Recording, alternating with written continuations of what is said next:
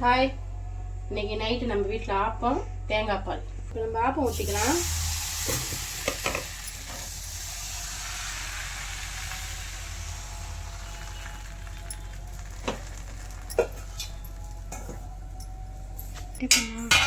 Appam ready ஆயிடுச்சு. ஆப்பம் சூப்பராக இருக்கு பாருங்க. இப்போ ஆப்பம் எடுத்துக்கலாம்.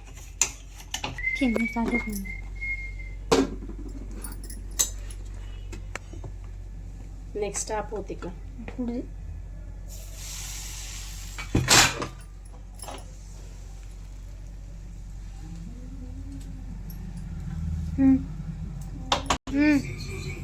இது வந்து ராகி புட்டு.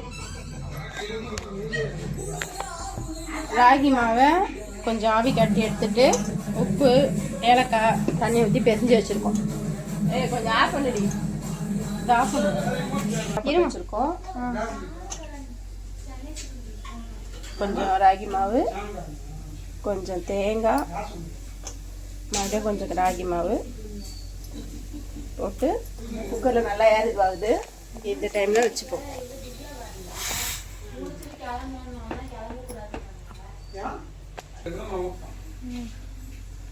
புட்டு ரெடி ஆகுது. எப்படி ஆகி வருது பாருங்க. இப்போ எடுக்கும் போது காட்டு. புட்டு ரெடி ஆகிடுச்சு. எடுக்க போகிறோம். இல்லை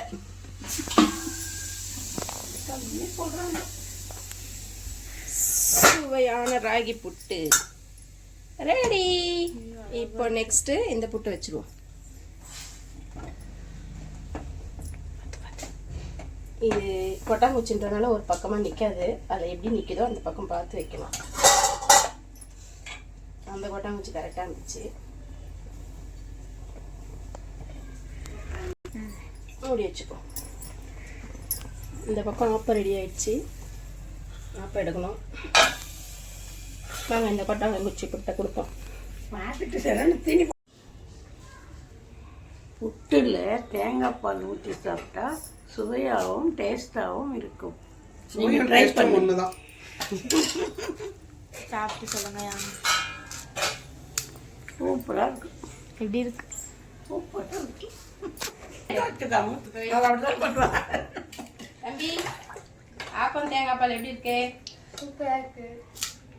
நீங்க வீட்டில் ட்ரை பண்ணுங்க. பாய். புட்டு சாப்பிட்றீங்களா? ராகி புட்டு வந்துச்சு. லைக் பண்ணுங்க, ஷேர் பண்ணுங்க, கமெண்ட் பண்ணுங்க. புட்டு ரெடி ஆயிடுச்சுன்னா எப்படி தெரியும்? இந்த ஆவி வருதுல்ல,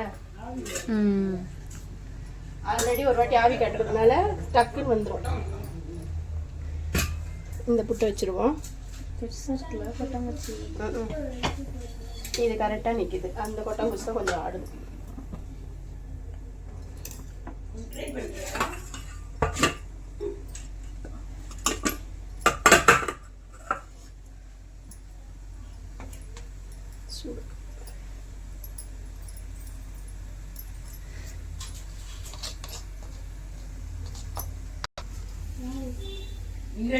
சுவையான புட்டு ரெடி. சுட கொட்டாங்குச்சி புட்டு ரெடி.